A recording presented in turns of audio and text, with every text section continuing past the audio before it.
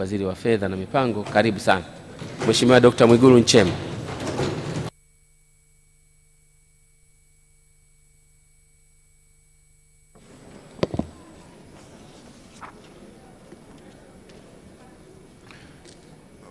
Mheshimiwa Spika, awali ya yote napenda kumshukuru Mungu kwa kutujalia uzima na afya na kutuwezesha kukutana tena kwa ajili ya kupokea na kujadili kwa mara ya pili na kuidhinisha mapendekezo ya mpango wa 3 wa maendeleo ya taifa wa miaka mitano, yani 2020, 21, 22, 2025 hadi 2026 kwa mujibu wa ibara ya 63(3)(c) ya Katiba ya Jamhuri ya Muungano wa Tanzania na kanuni ya 113 ya kanuni za kudumu za Bunge.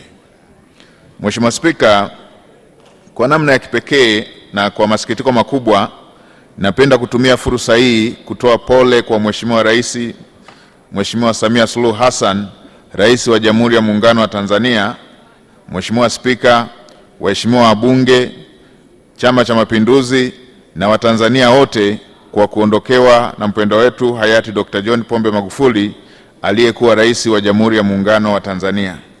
Msiba huu umekuwa pigo na umeleta majonzi kwa taifa letu kutokana na uongozi wake mahiri, uchapakazi, uzalendo uliotukuka wa kulitumikia taifa letu. Mwenyezi Mungu ampumzishe mahali pema peponi. Vile vile napenda kutoa pole kwa taifa kwa kuondokewa na viongozi wetu wakuu, nikianza na Mheshimiwa Maalim Seif Sharif Hamad aliyekuwa makamu wa kwanza wa rais wa Zanzibar na Balozi Mhandisi John Kijazi aliyekuwa katibu mkuu kiongozi. Mwenyezi Mungu azilaze roho za marehemu mahali pema peponi. Mheshimiwa Spika, kwa dhati naomba kutoa pongezi kwa Mheshimiwa Samia Suluhu Hassan, Rais wa Jamhuri ya Muungano wa Tanzania, kwa kuapishwa kuwa Rais wa Jamhuri ya Muungano wa Tanzania na Amiri Jeshi Mkuu. Aidha, nimpongeze Makamu wa Rais Mheshimiwa Dr. Philip Isdor Mpango kwa kuteuliwa kuwa Makamu wa Rais wa Tanzania. Wote tuwaombee afya njema na Mungu awape nguvu mpya ili waendelee kulitumikia taifa letu na kipekee kuiendeleza kauli mbiu ya kazi iendelee. Vile vile napenda kumpongeza Balozi Hussein Katanga na waheshimiwa mawaziri na naibu mawaziri wote kwa kuteuliwa kushika nafasi hizo muhimu katika uongozi wa nchi yetu. Na kipekee nimshukuru sana Mheshimiwa Rais wa Jamhuri ya Muungano wa Tanzania kwa kuonesha imani yake kwangu na kuniteua kuwa Waziri wa Fedha na Mipango. Na Mheshimiwa Spika, uteuzi wa makamu wa rais na uteuzi wangu umeonesha Mheshimiwa Rais ana imani kubwa sana na Wanayanga.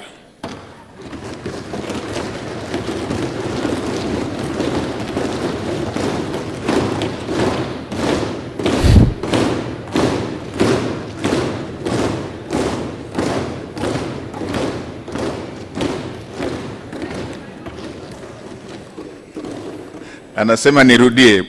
Inaonesha uteuzi wa Mheshimiwa makamu wa rais na uteuzi wa waziri wa fedha unaonesha Mheshimiwa Rais ana imani kubwa sana na Wanayanga.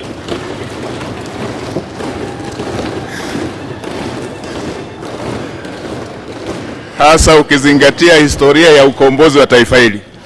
Mheshimiwa Spika, Mheshimiwa Waziri wa Fedha, una nusu saa tu ya kuwasilisha. Mheshimiwa Spika, pia napenda kutoa shukrani za dhati kwa Naibu Waziri wa Fedha na Mipango, Mheshimiwa Engineer Hamad Yusuf Masaun, mbunge na watendaji wote wa Wizara ya Fedha na Mipango kwa ushirikiano wao walionipa katika maandalizi ya mapendekezo ya mpango wa 3 wa maendeleo wa taifa wa miaka mitano mwaka 2020-2021, 22 na 2025 hadi 2025-2026 wakiongozwa na Katibu Mkuu mpya ndugu yetu Emmanuel Tutuba. Pia nitoe pongezi shukrani za dhati kwa wizara, taasisi, idara za serikali, sekta binafsi, washirika wa maendeleo, asasi zisizo za serikali na wadau mbalimbali waliotoa maoni na michango katika kukamilisha mapendekezo ya mpango wa tatu wa maendeleo wa miaka mitano. Mheshimiwa Spika, naomba nitumie fursa hii pia kuishukuru kamati ya kudumu ya Bunge chini ya mwenyekiti wake Mheshimiwa Silo Daniel Baran, mbunge wa Babati Vijijini CCM, makamu mwenyekiti Mheshimiwa Omar Mohamed Kigua, mbunge wa Kilindi CCM, kwa maoni yao wakati wa majadiliano ya vikao vya kamati. Aidha, maoni na mapendekezo ya kamati ya kudumu ya Bunge ya bajeti yaliyoletwa katika vikao vya mwezi Januari na Machi 2021 pamoja na mjadala wa bunge lako tukufu la Jamhuri ya Muungano wa Tanzania lililojadili mapendekezo ya mpango wa taifa wa miaka mitano kwa muda wa siku 5 kuanzia tarehe 2 Februari 2021 yamezingatiwa katika uandaji wa mapendekezo ya mpango wa tatu wa maendeleo wa miaka mitano. Mheshimiwa Spika, serikali imezingatia kikamilifu maoni na ushauri wa kamati ya Bunge katika taarifa ninayoiwasilisha. Majibu ya hoja zilizoibuka wakati wa kamati ya Bunge ya kudumu pamoja na bunge lako tukufu yamewekwa kwenye kiambatanisho namba 1. Mheshimiwa Spika, mapendekezo ya mpango wa tatu wa maendeleo wa taifa wa miaka mitano yameandaliwa kwa kuzingatia dira ya taifa ya maendeleo yani 2025, ilani ya uchaguzi ya Chama cha Mapinduzi mwaka 2020 hadi 25, mpango elekezi wa muda mrefu 2011-12, 2025-26, matokeo ya tathmini huru ya utekelezaji wa mpango wa pili wa maendeleo ya taifa ya miaka mitano, sera na mikakati mbalimbali ya kisekta, dira ya Afrika ya Mashariki 2020-50, dira ya Jumuiya ya Maendeleo ya Kusini mwa Afrika 2050, ajenda ya 2063 ya maendeleo ya Afrika na mpango wa maendeleo endelevu 2030. Mheshimiwa Spika, mpango wa tatu wa maendeleo ya taifa wa miaka mitano una dhima ya kujenga uchumi shindani na viwanda kwa maendeleo ya watu. Mpango huu una maeneo makuu 5 ya kipaumbele ambayo ni kuchochea uchumi shindani na shirikishi, kuimarisha uwezo wa uzalishaji viwandani na utoaji huduma, kukuza uwekezaji na biashara, na kuchochea maendeleo ya watu na kuendeleza rasilimali watu. Mheshimiwa Spika, kitabu cha mapendekezo ya mpango wa tatu wa maendeleo wa taifa kimegawanyika katika sura 8. Na Mheshimiwa Spika, nitumie fursa hii kuomba taarifa yangu yote ingie katika taarifa rasmi za Bunge. Sura ya kwanza ni utangulizi ambao unaelezea chimbuko na historia ya dira ya maendeleo 2025 na mpango wa maendeleo kwa ujumla. Sura ya pili inahusu mapitio ya utekelezaji wa mpango wa pili wa maendeleo ya taifa 2016-17 hadi 2020 na 2021 ambayo yanajenga msingi wa maandalizi ya mpango wa tatu ambao unaendeleza mafanikio yaliyopatikana na kutatua changamoto zilizokabili utekelezaji wa mpango wa pili. Sura ya tatu imejikita katika masuala ya maendeleo ya sekta binafsi ikiwa ni msukumo wa kujenga sekta binafsi na kushirikiana katika utekelezaji wa mpango utakaoendelea. Sura ya 4 inaelezea dhana ya kujenga uchumi shindani, maendeleo ya viwanda na maendeleo ya watu. Sura ya 5 inaainisha hatua mahususi za kuchukuliwa katika maeneo ya kipaumbele ya mpango. Sura ya 6 inahusu ugharamiaji na utekelezaji wa mpango. Sura ya 7 inaainisha mpangilio wa utekelezaji wa mpango, na sura ya 8 inaainisha ufuatiliaji na tathmini ya utekelezaji wa mpango. Mheshimiwa Spika, ili kuhakikisha mpango huu unatekelezwa kikamilifu, serikali inaendelea na maandalizi ya mikakati ya utekelezaji wa mpango wa tatu wa maendeleo ya taifa wa miaka mitano, ikijumuisha mikakati ya utekelezaji, mikakati ya ugharamiaji na mkakati wa ufuatiliaji na tathmini ya mpango. Mheshimiwa Spika, kuhusu tathmini na utekelezaji wa mpango wa pili wa maendeleo wa taifa wa miaka mitano uliopita, viashiria vya kiuchumi kwa ujumla, tathmini ya utekelezaji wa mpango wa pili wa maendeleo ya taifa wa miaka mitano inaonyesha kuwa katika kipindi cha miaka 4 ya utekelezaji wa mpango, pato la taifa lilikuwa kwa wastani wa 6.9%, mfumuko wa bei ulikuwa wa wastani wa 4.1% kwa mwaka, ikiwa ni ndani ya lengo la kutozidi 5%. Akiba ya fedha za kigeni ilijitosheleza uagizaji wa bidhaa na huduma kutoka nje kwa kipindi kisichopungua miezi 4.9, ikiwa ni zaidi ya lengo la miezi 4, na nakisi ya bajeti ikiwa ndani ya lengo la kutozidi 3% kwa kipindi chote. Katika kipindi hicho, deni la serikali lilikuwa himilivu katika muda mfupi, muda wa kati na muda mrefu. Vile vile pato la wastani la kila mtu liliongezeka kutoka shilingi milioni 2,225,099 sawa na dola za Kimarekani 1,022 kwa mwaka 2016 hadi shilingi milioni 2,577,967 sawa na dola za Kimarekani 1,080 kwa mwaka 2019. Kielelezo kikuu cha mafanikio ya utekelezaji wa mpango wa pili wa maendeleo ya taifa ni Tanzania kufanikiwa kuingia katika kundi la nchi zenye uchumi wa kipato cha kati cha chini mwezi Julai mwaka 2020. Mheshimiwa Spika, kuhusu ujenzi wa msingi wa uchumi wa viwanda. Utekelezaji wa mpango wa pili wa maendeleo wa taifa miaka 5 ulijikita katika kujenga viwanda vinavyotumia malighafi zinazopatikana kwa wingi hapa nchini, hususan kilimo, madini, gesi asilia. Baadhi ya mafanikio yaliyopatikana katika kipindi cha miaka 4 ya utekelezaji wa mpango wa pili wa maendeleo ya taifa wa miaka 5 ni kama ifuatavyo. Uzalishaji viwandani. Mafanikio ni kujengwa kwa jumla ya viwanda 8,477 kati ya mwaka 2015 hadi 2019, ambapo viwanda vikubwa ni 201, vya kati ni 460, vidogo ni 3,406 na vidogo sana ni 4,410. Ujenzi wa viwanda hivyo umeongeza idadi ya viwanda nchini kutoka viwanda 52,633 mwaka 2015 hadi viwanda 61,110 mwaka 2019. Viwanda hivyo vimechangia ongezeko la uzalishaji wa bidhaa mbalimbali katika soko la ndani na la nje, ikijumuisha bidhaa za ngozi, nguo, ujenzi, yani nondo, mabati, saruji, misumari, marumaru pamoja na rangi, plastiki, zana za kilimo pamoja na vinywaji. Uwekezaji huo umeleta mafanikio yafuatayo: kuongezeka kwa mchango wa sekta ya viwanda katika pato la taifa kutoka 7.9% mwaka 2015 hadi 8.5% mwaka 2019. Kwa upande wa kilimo, Mheshimiwa Spika, mafanikio yaliyopatikana ni baadhi ya shughuli zilizotekelezwa ni pamoja na kujengwa na kuboreshwa kwa miundombinu ya umwagiliaji ambayo imeongeza eneo la kilimo cha umwagiliaji kutoka hekta 461,376 mwaka 2015 hadi hekta 694,715 mwaka 2020.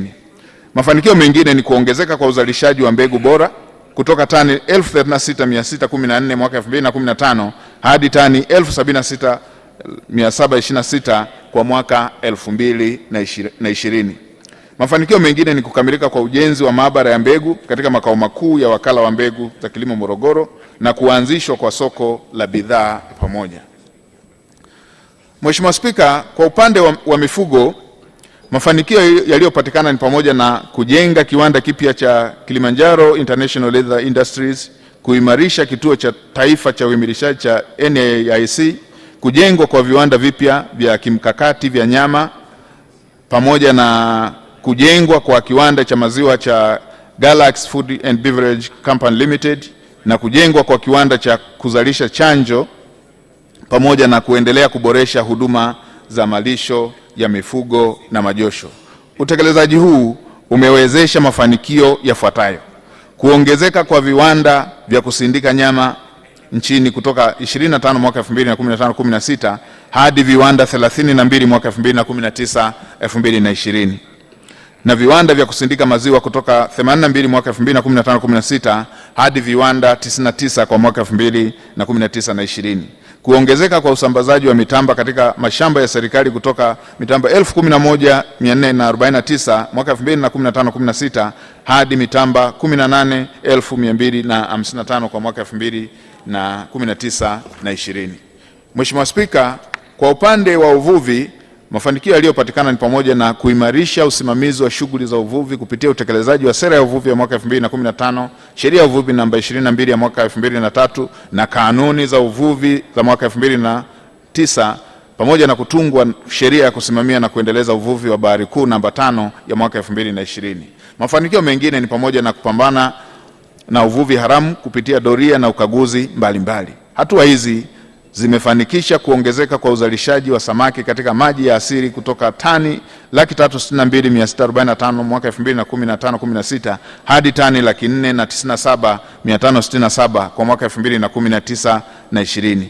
Vile vile kumetokea na mafanikio ya kuongezeka kwa usindikaji wa minofu ya samaki aina ya sangara kutoka tani 23,023.58 mwaka 2015-16 hadi tani 27,596.27 kwa mwaka 2019-2020. Mheshimiwa Spika, kwa upande wa madini, kupitia na kutunga sheria, sera na mikataba ya madini ambapo imewezesha kuundwa kwa kampuni ya ubia ya Twiga Minerals Corporation ambapo imetoa gawio la shilingi bilioni 100, ni moja ya mafanikio ambayo yamepatikana katika utekelezaji wa mpango uliopita. Mengine ni pamoja na kuanzishwa kwa kampuni ya Tembo Nickel Corporation Limited, kujengwa kwa masoko 39 ya madini na vituo 41 vya kuuzia madini, kukamilika kwa ujenzi wa vituo 4 vya umahiri katika maeneo ya Bariadi, Msoma, Bukoba na Handeni, na kuendelea na ujenzi wa vituo vya Songea, Mpanda na Chunya, na kujenga ukuta wenye mzingo wa kilomita 24 wa Mererani mkoani Manyara, na kukamilisha ujenzi wa vituo 3 vya mfano vya uchenjuaji wa madini ya dhahabu kwa ajili ya wachimbaji wadogo wadogo ambavyo viko katika maeneo ya Geita, Itumbi, Chunya pamoja na Katente iliyoko Bukombe. Hatua hizi zimechangia kuongezeka kwa mapato ya fedha za kigeni kutokana na mauzo ya madini kutoka dola za Kimarekani bilioni 1.91 sawa na shilingi trilioni 4.46 za mwaka 2015-16 hadi dola za Kimarekani bilioni 2.9 sawa na shilingi trilioni 6.77 mwaka 2019-2020. Mheshimiwa Spika, kwa upande wa maliasili na utalii, mafanikio yaliyoonekana ni kuongezeka idadi ya watalii na mapato kupitia mradi wa kujenga uwezo katika hifadhi ya taifa, kudhibiti ujangili kwa 90% na kubadilishwa na kupandishwa hadhi kwa mapori ya akiba ya Nyerere, Burigi, Kigosi, Ugala, Ibandakierwa na Rumanyika kuwa hifadhi za taifa. Mengine ni kuendelea kutangazwa kwa vivutio vya utalii katika nchi mbalimbali hapa duniani. Hatua hizi zimechangia kuongezeka kwa idadi ya watalii walioingia hapa nchini kutoka watalii 1,137,182 mwaka 2015 hadi watalii 1,527,230 mwaka 2019-2020.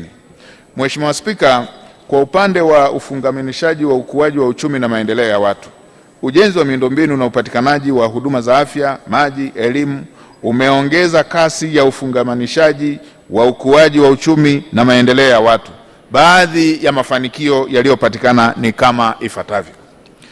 Kwa upande wa afya, baadhi ya mafanikio yaliyopatikana ni pamoja na kuendelea kutoa huduma za kupandikiza uloto, yani bone marrow transplant, na kukamilika kwa ujenzi wa jengo la huduma za dharura na ukarabati wa jengo la X-ray katika hospitali ya rufaa ya Dodoma, kukamilika kwa 98.2% ya ujenzi wa hospitali ya Uhuru iliyoko hapa Dodoma, kununuliwa kwa mashine za digital X-ray na ultrasound, vifaa vya maabara na mashine za kiuchunguzi wa kifua kikuu na vimelea, yani Bactec 960, pamoja na blood culture machine katika hospitali ya rufaa ya magonjwa ya kifua kikuu Kibong'oto, na ununuzi wa mashine za Pectoscan kwa ajili ya hospitali ya Ocean Road.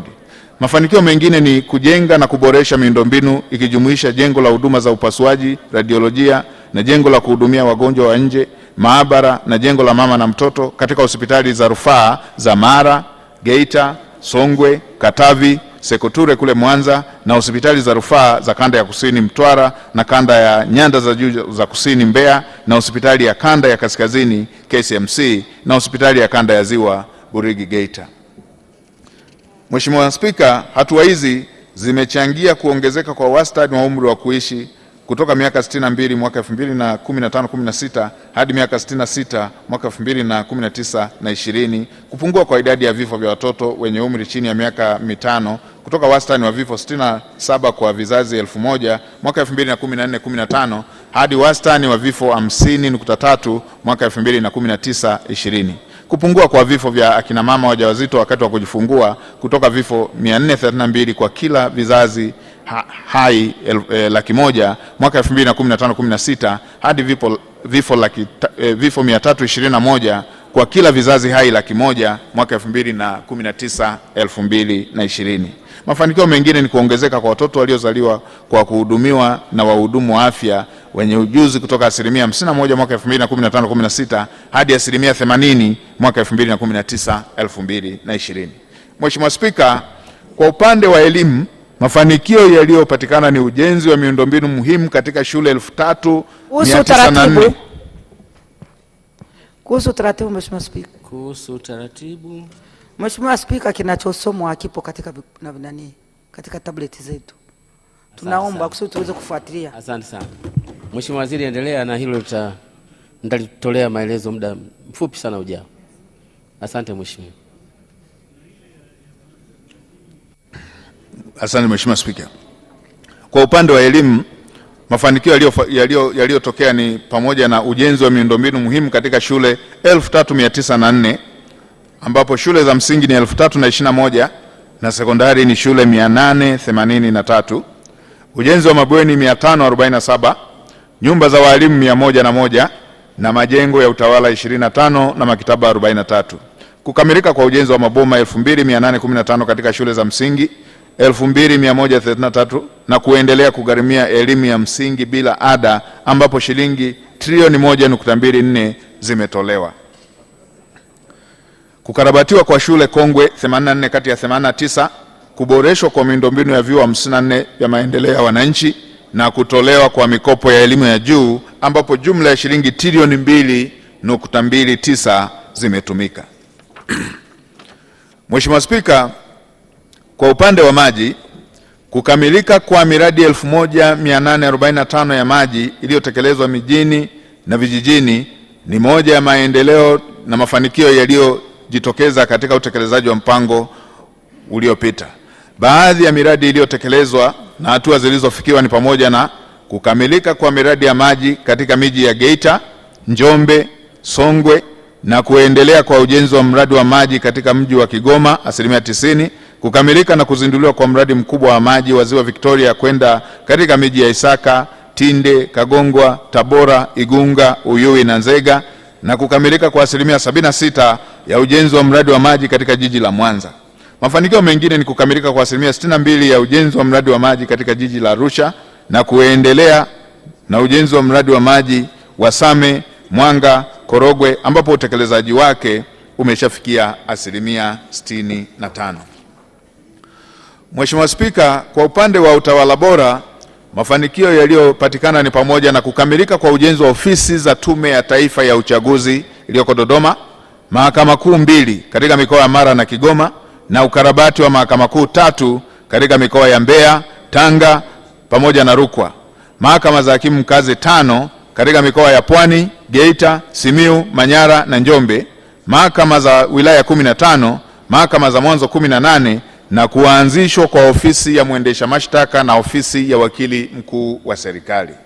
Mheshimiwa Spika, kwa upande wa ajira, jumla ya ajira 12,777,126 zimezalishwa ambapo ajira za moja kwa moja ni 11,891,772 na ajira zisizo za moja kwa moja ni 881,354. Aidha, jumla ya vijana 65,068 katika kipindi cha mwaka 2017 hadi 2020 wamepatiwa mafunzo ya ujuzi na ustadi na kazi ikiwemo mafunzo ya uanangezi katika fani za ujenzi, useremala, umeme wa majumbani na viwandani na umeme wa jua na ufundi wa magari pamoja na ufundi bomba na utengenezaji wa vifaa vya aluminium pamoja na uchomeleaji na uungaji wa vyuma. Maeneo mengine ni pamoja na kilimo na ufugaji, ushonaji, uchongaji vipuli, uchapaji nyaraka pamoja na tehama. Serikali imeendelea kulinda ajira za wazawa kwa kuhakikisha kuwa wageni wanaokuja kufanya kazi hapa nchini wanakidhi vigezo vilivyoainishwa katika sheria ya kuratibu ajira za wageni namba 1 ya mwaka 2015. Mheshimiwa Spika, baadhi ya mafanikio yaliyopatikana katika eneo la kutengeneza mazingira wezeshi ya uwekezaji na uendelezaji wa biashara.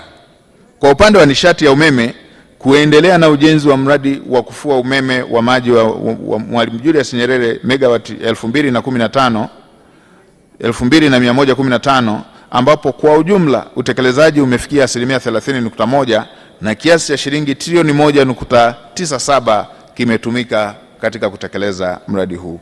Hatua zilizofikiwa katika utekelezaji wa miradi mingine ni kukamilika kwa mradi wa Kinyerezi 1 megawati 150 pamoja na 2 megawati 240, mradi wa njia za kusafirisha umeme KV 220 kutoka Makambako hadi Songea, ujenzi na upanuzi wa vituo vya kupoza umeme na njia za kusafirisha umeme katika miradi ya njia kuu ya kusafirisha umeme wa msongo wa KV 220 Bulyanhulu Geita, kukamilika kwa 73.3% utekelezaji wa mradi wa kufua umeme Rusumo megawati 80 na kukamilika kwa 86% kwa ujenzi wa njia za kusafirisha umeme KV 400 Singida, Arusha na Manga.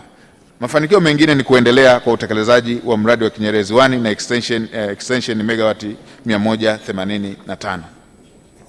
Mafanikio mengine kwa upande wa reli ni serikali kuendelea na ujenzi wa reli ya kati ya kiwango cha standard gauge ambapo ujenzi wa kipande cha Dar es Salaam Morogoro umeshakamilika kwa 90%. Mheshimiwa Spika, kwa upande wa mapendekezo ya mpango wa 3 wa maendeleo wa taifa wa miaka 5, yani 2021-22 hadi 2025-26. Mheshimiwa Spika, misingi iliyozingatiwa katika kuandaa mpango huu ni pamoja na kuendelea kuwepo kwa amani na usalama, umoja na utulivu wa ndani ya nchi na nchi jirani, kuhimili athari za majanga ya asili kama vile mafuriko pamoja na magonjwa ya milipuko, ushiriki mpana wa sekta binafsi katika maendeleo ya nchi, hali nzuri ya hewa itakayowezesha uzalishaji wa chakula cha ziada na kuimarika kwa uchumi wa dunia na utulivu wa bei katika masoko ya kimataifa. Mheshimiwa Spika, shabaha ya mpango wa 3 wa maendeleo wa taifa wa miaka 5 ni pamoja na kiwango cha ukuaji wa uchumi kwa mwaka kuongezeka kutoka 6% mwaka 2021 na kufikia wastani wa 8.0% ifikapo mwaka 2026. Mapato ya ndani ikijumuisha mapato ya halmashauri kuongezeka kutoka 15.9% ya pato la taifa mwaka 2021-22 hadi 16.8% mwaka 2025-26. Mfumuko wa bei kuendelea kubaki katika wigo wa tarakimu moja ya wastani wa 3 hadi 5 katika kipindi cha muda wa kati.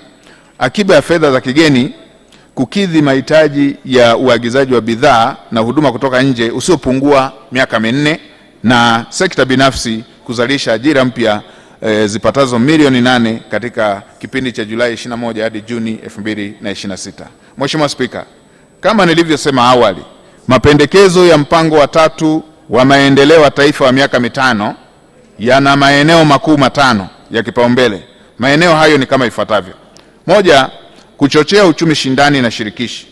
Eneo hili linajumuisha miradi ambayo itajikita katika kujenga jamii yenye uwezo wa kushindana katika kikanda na kimataifa na kuchochea utulivu wa viashiria vya uchumi jumla, kuimarisha mazingira ya biashara na uwekezaji, kuchochea uvumbuzi na uhawilishaji wa teknolojia kutoka nje na kuendeleza miundombinu na huduma za reli, barabara, madaraja, usafiri wa majini na angani, tehama, nishati, bandari na viwanja vya ndege. Eneo la pili ni kuimarisha uwezo wa uzalishaji wa viwandani na utoaji huduma. Eneo hili linajumuisha miradi ya viwanda inayolenga kuongeza thamani ya mazao ya kilimo, mifugo, uvuvi pamoja na madini na kuzalisha bidhaa zitakazotumia malighafi na rasilimali zinazopatikana hapa nchini. Eneo la tatu ni kukuza uwekezaji na biashara. Katika eneo hili Eneo hili linajumuisha programu zitakazoimarisha masoko ya ndani na kutumia fursa za masoko ya kikanda na kimataifa katika kukuza biashara. Kwa upande wa eneo la 4, kuchochea maendeleo ya watu.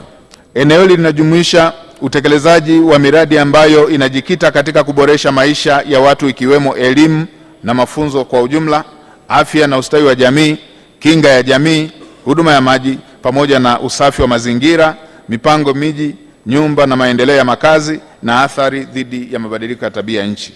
Na kwa upande wa eneo la 5 ambalo ni kuendeleza rasilimali watu, eneo hili linajumuisha programu za mikakati inayolenga kuendeleza maarifa na ujuzi wa rasilimali watu hapa nchini, kuanzia ngazi za elimu ya awali hadi elimu ya juu, ikiwemo kuwawezesha vijana kujiajiri. Mheshimiwa Spika, vile mapendekezo ya mpango wa 3 wa maendeleo ya taifa yatajumuisha utekelezaji wa miradi ya kielelezo. Miradi hiyo ni ile iliyo mikuu ambayo nimetoka kuitaja katika hotuba hii inayoendelea. Mheshimiwa Spika, kwa kutambua mchango na umuhimu wa sekta binafsi, mpango huu umeipa sekta binafsi uzito mkubwa. Mpango huu unalenga kujenga mazingira wezeshi kwa sekta binafsi kukua, lakini pia mpango huu unalenga kuhakikisha sekta binafsi katika ugharamiaji, unalenga kuishirikisha sekta binafsi katika ugharamiaji na utekelezaji wa mpango, ukitilia mkazo maelekezo ya Mheshimiwa Rais aliyoyatoa katika hotuba zake za hivi karibuni katika matukio ya kitaifa aliyoyafanya, ambayo yanalenga kujenga imani ya sekta binafsi katika ujenzi wa uchumi wa kisasa wa taifa letu. Mheshimiwa Spika, kwa upande wa mgawanyo wa majukumu ya utekelezaji wa mpango, wizara, idara zinazojitegemea, wakala na taasisi za serikali, tawala za mikoa na serikali za mitaa zitawajibika katika kutafasiri mapendekezo ya mpango wa 3 wa maendeleo ya taifa wa miaka 5 katika mipango yao ya kila mwaka na kuwasilisha taarifa za utekelezaji Wizara ya Fedha na Mipango. Aidha, Baraza la Taifa la Biashara litaratibu na kusimamia ushiriki wa sekta binafsi katika utekelezaji wa mpango. Vile washirika wa maendeleo watahamasishwa kushiriki katika utekelezaji wa mpango kupitia vikao rasmi vya ushirikiano. Mheshimiwa Spika, ili kufikia malengo ya mpango wa 3 wa maendeleo wa miaka 5, serikali itaweka mfumo thabiti wa ufuatiliaji na tathmini ambao ni msingi mkuu wa usimamizi wa utendaji. Lengo la serikali ni kuhakikisha mapato yanatumika kwa ufanisi na hatimaye miradi kuwa na thamani halisi ya fedha, uwajibikaji na uwazi katika hatua zote za maendeleo. Mheshimiwa Spika, katika kuhitimisha, mapendekezo ya mpango wa 3 wa maendeleo wa taifa wa miaka 5 yatawezesha nchi kufikia malengo ya Dira ya Taifa ya Maendeleo 2025 ambayo ni maisha bora na mazuri kwa kila Mtanzania, amani, utulivu na umoja, utawala na uongozi bora, jamii iliyoelimika na inayopenda kujifunza na uchumi wenye uwezo wa ushindani. Aidha, mpango huu unaweka msingi wa maandalizi ya dira mpya ya maendeleo ya taifa letu. Mheshimiwa Spika, baada ya maelezo hayo, naomba sasa bunge lako lipokee na kujadili mpango wa 3 wa maendeleo ya taifa wa miaka 5, yaani 2021-2022 hadi 2025-2026. Mheshimiwa Spika, naomba kuwasilisha.